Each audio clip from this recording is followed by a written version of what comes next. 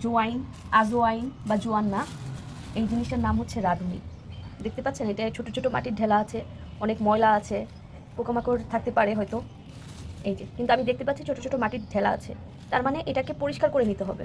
এই মশলাটা হচ্ছে মাংস রান্নার ক্ষেত্রে খুবই একটা সুগন্ধি বয়ে আনে। আমি এটাকে এখন পরিষ্কার করব, তাই একটা পাত্রের মধ্যে রাঁধুনি ঢেলে নিচ্ছি। এই যে,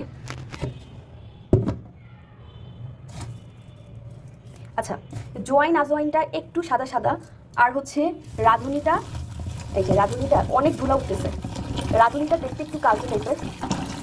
এই যে, একটু বেশি করে ধুতে হবে, আর পানিটা একটু বেশি নিতে হবে, কারণ নিচে যাতে ময়লা জমে।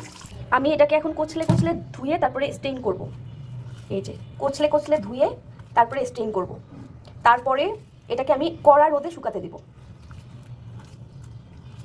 এই যে, যখন আমি স্টেইন করলাম তখন এরকমের ছোট ছোট মাটির ঢেলা পেয়েছি, আর হচ্ছে পানিটা, এই যে দেখতে পাচ্ছেন, আর পানিটা কালচে কালচে পানি, মানে ময়লাযুক্ত পানি বের হচ্ছিল। আর পানির আকার, কালার, কত ময়লা।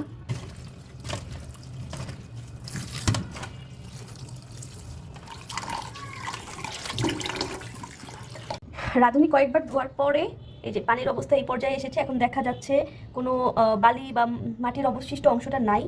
এই পর্যায়ে এইটাকে হচ্ছে আমি এই যে পানি ঝরিয়ে শুকাতে দিব কড়া রোদে।